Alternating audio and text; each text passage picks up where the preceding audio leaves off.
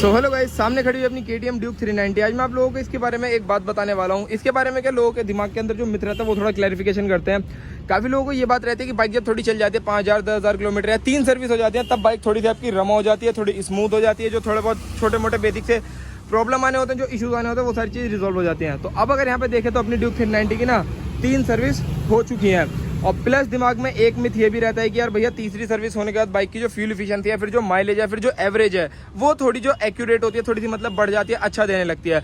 तो आज वही चीज़ अपन टेस्ट आउट करने वाले हैं। मैंने इसकी 3rd सर्विस करवा ली थी, लास्ट वीडियो में देखा होगा आपने। और जस्ट अभी पीछे पेट्रोल पंप से ना टंकी फुल कराई है, यहीं पीछे रोड पर निकलती पेट्रोल पंप है, तो वहाँ पर इसलिए नहीं वीडियो बनाया, वहाँ बहुत शोर हो रहा था। पहले एक बार मीटर देख लो भाई, मीटर में दिखा देता हूँ। फुल है पेट्रोल, देखो ऊपर तक एकदम इसके। और एक बार यहाँ पे भी देख लो भाई, ये भी दिखा देते हैं एक बार, है ना। ये देखो यहाँ पे भी पेट्रोल फुल है। हालांकि इतना पेट्रोल ना गर्मी के टाइम पे डलाना नहीं चाहिए। गर्मी के क्या, सर्दी के भी टाइम पे नहीं डलाना, मना करा होता है KTM वालों ने। गैस भी बन जाती है और KTM ने मना भी करा है। बट ठीक है, कोई बात नहीं, मैंने डलवा लिया है। और कोई बात नहीं, अब डलवा लिया तो वीडियो टेस्ट करने के लिए डलवाया। अपन ने क्या सोचा, अपन टैंक टू टैंक करने वाले हैं। अपन ऐसा नहीं करेंगे कि पूरा फ्यूल इंजेक्टर पे कोई प्रेशर डालें। अभी देखो ट्रिप 1 में 111-18 किलोमीटर चली हुई है। अभी मैं आपको ट्रिप वगैरह भी जीरो करके दिखा देता हूँ कि दोनों ट्रिप हम जीरो कर लेंगे। और इस वीडियो के अंदर ना ऐसा नहीं होगा कि बाइक के अंदर मैं आपको 100-200 मतलब कि क्या नाम है 10-20 किलोमीटर चला के देखूँगा, कम से कम 100 किलोमीटर चला के देखूँगा। 2-3 दिन के अंदर इस वीडियो को पूरा मैं कंप्लीट करने वाला हूँ। ठीक है, ट्रिप 1 ये सब मैं अभी जीरो कर लेता हूँ। और अभी करंट की मतलब राइडिंग के अकॉर्डिंग 24 की एवरेज दिखा। मेरे को तो पता नहीं इसका हिसाब किताब। चलो रुक जा, करते हैं। सबसे पहले सेट बटन दबाना है, ट्रिप एंड डेटा में आना है। ट्रिप 1 दोनों ट्रिप जीरो कर लेता हूँ, है ना। एक में 24 की एवरेज दिखा रही है, इस वाले बटन को दबा के रखने से ट्रिप जीरो होता है। अब ट्रिप 2 में जाते हैं। ट्रिप 2 में भी 24 की ही एवरेज दिखा रही है, इसे भी जीरो कर लेता हूँ। तो गाइस देखो, बस फाइनली अपन यहाँ से चलते हैं ट्रिप जीरो करके। अब देखो ट्रिप जीरो करने के बाद एक बेसिक सी बात है, अगर मैं ट्रिप जीरो करके चलाऊंगा, 100 किलोमीटर चलाता हूँ या जितनी भी चलाता हूँ, आप में से कोई नहीं देखेगा, वो चीज़ मैं जानता हूँ। ऑब्वियसली देखो यार, आपको जो मेन चीज़ देखना है वो है आपको एवरेज। तो मैं 2-3 दिन इसे चलाऊंगा और जो भी मेरे चलाने का तरीका होगा उसके कुछ अगर क्लिप रिकॉर्ड कर पाया तो वो मैं ऐड करके आपको दिखा दूंगा। एंड अगर क्लिप रिकॉर्ड नहीं कर पाया तो मैं आपको लास्ट डे बता दूंगा मैंने इसको कैसे किस तरीके से चलाया है। और थोड़ा उससे ये भी आइडिया लगा लेंगे कि MID कितना सही बताती है इसकी। MID मतलब आप इसको कह सकते हैं TFT स्क्रीन कितना एक्यूरेट बताती है। देखो TFT बताती है मेरे चलाने के ऊपर। जैसे मैं लास्ट कुछ किलोमीटर्स में चला रहूँगा ना, TFT में उस हिसाब से एवरेज लिखा आता है इसके अंदर, मीटर में जो लिखा रहता है। ठीक है, तो है गाइस, जैसे कि आप सब लोग जानते हो आज की डेट में हम सारे के सारे लोग यार बाइकिंग एंथुसियास्ट हैं। तो आज मैं आप लोगों के साथ इसी चीज़ से रिगार्डिंग एक कंपनी के बारे में बात करने वाला हूं जो इंश्योरेंस वगैरह के लिए आप लोगों ने काफ़ी नाम सुना होगा, जिसका नाम है पॉलिसी बाजार। बेसिकली देखो यार, आज की डेट में आप लोग जानते हो कि यार आपके व्हीकल का इंश्योरेंस होना बहुत ज़्यादा ज़रूरी है। जैसे कि आपको पता है कि भाई अगर नहीं करवाओगे तो आपका चलान वगैरह भी कट जाता है, काफ़ी ज़्यादा एक्सपेंसिव हो गया है चलान। उससे बढ़िया है कि यार इंश्योरेंस करवा के रखो, अच्छी चीज़ है, आपकी बाइक भी सिक्योर रहेगी। और इनकेस भगवान न करे कल के दिन को कुछ आपके साथ मिस हैपनिंग हो जाती है तो वो चीज़ भी इंश्योरेंस के अंदर इंक्लूड रहती है। अब तो भाई देखो, आपकी भी पूरी की पूरी आप लोग कह सकते हो कि सेफ्टी वगैरह मिल जाती है। और अगर इनकेस आपको कुछ हो जाता है तो सारी की सारी लायबिलिटीज़ की जिम्मेदारी जितनी भी होती है, सब कुछ वो सारी की सारी आपको कंपनी देगी। मतलब कि आपका सब कुछ कवर करा जाता है, चाहे बाइक में कुछ लग जाए या आपको कुछ हो जाए, कुछ ज़्यादा बड़ी मिस हैपनिंग हो जाए। कुछ केसेस ऐसे होते हैं जिसमें कि यार राइडर की डेथ वगैरह भी होती है, तो वहाँ पे भी उन सारी चीज़ों को इंश्योरेंस के अंदर कवर करा जाता है। अब आप में से काफ़ी सारे लोगों को पता होगा, आपने बहुत लोगों के मुंह से कहते सुना होगा कि इंश्योरेंस 2 टाइप के होते हैं, एक होता है आपका कॉम्प्रिहेंसिव, एक होता है थर्ड पार्टी इंश्योरेंस। अगर आप थर्ड पार्टी इंश्योरेंस करवाते हो तो उसके अंदर क्या सिनेरियो रहता है कि बेसिकली मान लो आपके साथ कुछ भी मिस हैपनिंग हो जाती है, उसके अंदर थर्ड पार्टी का कोई रोल रहता है। तो वो सारी चीज़ें भी ना इसके अंदर इंक्लूड करी जाती है। गवर्नमेंट का जो एक्ट है 1988, इसी के अंदर भाई ये सारी चीज़ें इंक्लूड करी जाती है। और अगर आपके पास थर्ड पार्टी इंश्योरेंस भी नहीं है तो उसके लिए आपको एक बड़ा मोटा ह्यूज पेनल्टी पे करनी पड़ती है। तो इसलिए भाई करवा के रखना। और अगर आपने कॉम्प्रिहेंसिव इंश्योरेंस करवा रखा है तो उसके अंदर आपका कोई भी किसी भी तरीके का डिजास्टर हो, बाइक में आग लग जाए, टूट फूट जाए, कुछ भी हो जाए, तो मतलब कह सकते हैं कि ओवरऑल सारी चीजें आपकी इसके अंदर इंक्लूड करी जाती है, कवर करी जाती है। इसीलिए भाई एक इंश्योरेंस आपको आपके 2 व्हीलर हो या फिर आपका 4 व्हीलर हो, कोई भी व्हीकल हो, करा के रखना जरूरी है।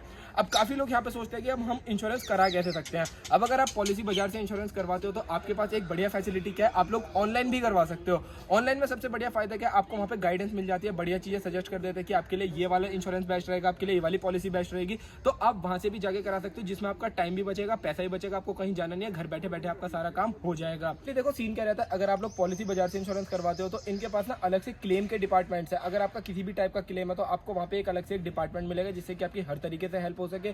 पॉलिसी बाजार के ऊपर आपको बेस्ट से बेस्ट प्राइस मिल जाता है इंश्योरेंस करवाने के लिए, अच्छी से अच्छी गाइडेंस भी ये लोग प्रोवाइड करवाते हैं। एंड काफी लोगों के दिमाग में एक सबसे इंपॉर्टेंट सवाल क्या रहता है कि यार मेरा इंश्योरेंस खत्म हुआ, मेरे को इतना टाइम हो गया, क्या मेरा अब इंश्योरेंस हो जाएगा। तो अगर पॉलिसी बाजार से कराते हो तो इनके पास आपको कोई भी एडिशनल मतलब जैसे कि पुराना वाला इंश्योरेंस होता है उसकी भी जरूरत नहीं, कोई डॉक्यूमेंटेशन की जरूरत नहीं है, डायरेक्टली आपका इंश्योरेंस कर देते हैं।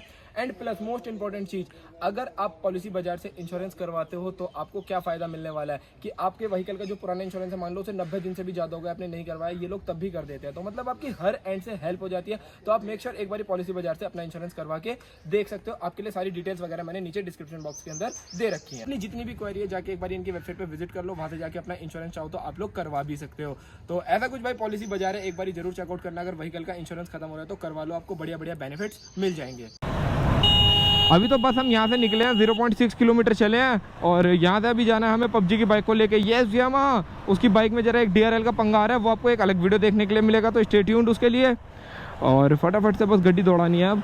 और आपको इसमें ये भी बता दूंगा कि ये प्रॉपर जो ये वीडियो होने वाला है ना, ये प्रॉपर सिटी का होगा, इसमें हाईवे का कोई रोल नहीं रहने वाला है, सिर्फ सिटी में चलेगी बाइक। और आई होप जहाँ तक है मैं कोशिश करूँगा कि मोस्टली ज़्यादातर बाइक मैं ही चलाऊँ, सिंगल हैंड बंदे मतलब सिंगल बंदे के हाथ में चले, जिससे कि आपको फ्यूल इफिशिएंसी समझ में आ जाए कि अगर एक बंदा चलाएगा तो इतनी देंगे, और अगर ऑब्वियसली 2 बंदे या 3 बंदे चलाते हैं ना उसके ही बीच में, तो थोड़ा सा उससे इफिशिएंसी में फ़र्क पड़ जाता है, क्योंकि किसी के थ्रोटल करने का तरीका अलग होता है, किसी के थ्रोटल करने का तरीका अलग होता है।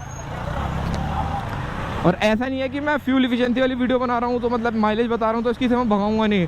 मेरा जो डेली चलाने का रूटीन है मैं वैसे ही चलाऊंगा इसे। ये भाई बाइक आराम से चलाने के लिए नहीं बनी, और इसे आराम से चलाएंगे भी नहीं हम, चाहे पेट्रोल को पानी समझे। और इसीलिए मैंने इसकी थंबनेल के अंदर जो लाइन लिखी है ना, ये पेट्रोल नहीं खून पीती है, और सही में ये खून पीती है भाई।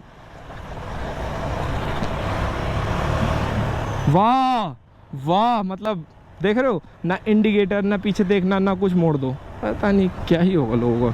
छड्डो भाजी, बोला था ना आप लोगों को 4-5 दिन के बाद बताऊंगा, तो उस दिन आपने देखा होगा टंकी फुल थी। आज टंकी के सिर्फ 3 बार बचे हैं। टाइम डेट वेट सब यहाँ लिखा है, और 202 किलोमीटर मैंने इसको चलाया है, जिसके अंदर किस तरीके से चलिए मैं आपको ये भी रुक के साइड में दिखाऊंगा, या मैंने बता दिया होगा कि मैंने इसको बहुत ज़्यादा हार्ड एंड फास्ट चलाया। और अब पेट्रोल डलवाते और एक बार फिर करते हैं फटाक से कैलकुलेट। चले फिर पाजी, ये बाइक वाला हमसे आगे आ गया, चीटिंग कर ली ना जितने में हमने वीडियो बनाया, बट ठीक है कोई बात नहीं। इम्तिहान की घड़ी आ गई है, इसका जरा टेस्ट कर लेते हैं एक बारी। मैंने जस्ट अभी पेट्रोल फुल कराया है, स्क्रीन पे लिख दूँ कितने की फुल हुई है। और ये देख लो भाई, ऊपर तक इसके मुंह तक भरवा लिया पेट्रोल। खैर गर्मियों में भरवाना नहीं चाहिए, अभी मैं चला के ना थोड़ी दूर चला के आगे इसकी टंकी खोल के ना पहले भी डलवाया था तो डलवाना जरूरी था, थोड़ी सी हवा निकाल देंगे इसके अंदर से। है चाबी ऑन करो पाजी, ready to race. Petrol full, kilometre चलिए 202। ट्रिप 2 भी दिखा देता हूँ एक बारी। ट्रिप 1 में चलिए तेरी 202.2, और पबजी इसमें चलिए भाई तेरी 202.2, और 25.9 की एवरेज दिखा रही है। कर कैलकुलेट कर, निकाल फोन निकाल।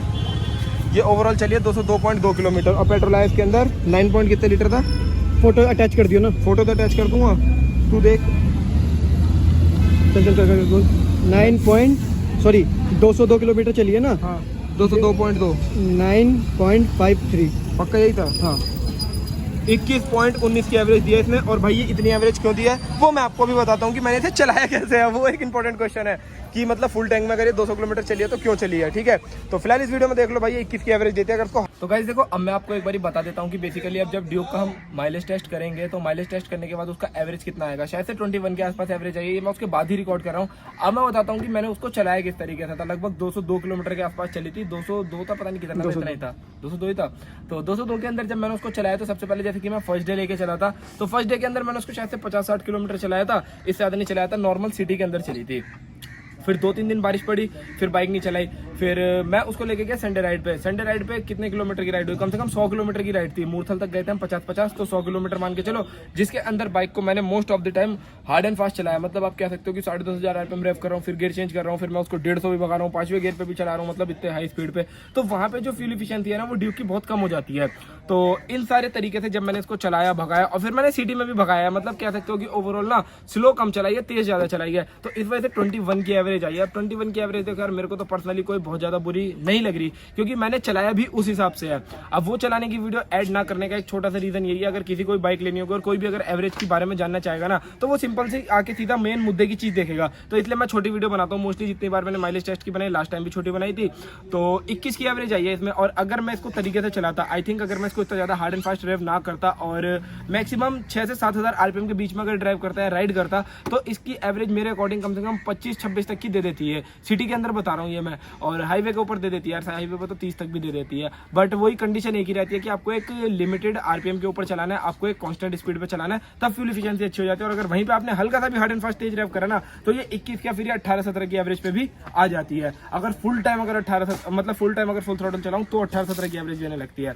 तो ऐसी कुछ भाई ड्यूक की एवरेज है, अब आप लोग खुद आइडिया लगा लो। थर्ड सर्विस के बाद जो लोग सोचते हैं कि तीसरी सर्विस होने के बाद कुछ फर्क पड़ता है, तो ऐसा कोई मुझे नहीं लगता कि बहुत ज्यादा फर्क पड़ता है। हाँ बस इतना कह सकते हो कि शायद जब मैंने पहले इसका एवरेज टेस्ट करा तब 20 की एवरेज आई थी, इस बार 21 की एवरेज आई है। 1 किलोमीटर पर लीटर का एवरेज का इसके ऊपर फर्क पड़ा है। तो ऐसी कुछ 21 की एवरेज थी। अब आप लोग बताओ कि भाई ठीक है या फिर गलत है, वो चीज आप लोग कमेंट डाउन करके बता सकते हो। हरामी बने चलाओ, बिल्कुल खींच तान के दौड़ाते। 21 ठीक है, मैं तो 17-18 एक्सपेक्ट कर रहा था, मुझे पता था 18 तक दे सकती है, क्योंकि मैंने संडे राइड पे इसको 150, 140, 145 बहुत भगाई है। 5th गियर पे 145 के करीब चला रहा था, मतलब वही कहते हैं ना 10,500 आरपीएम पे वो।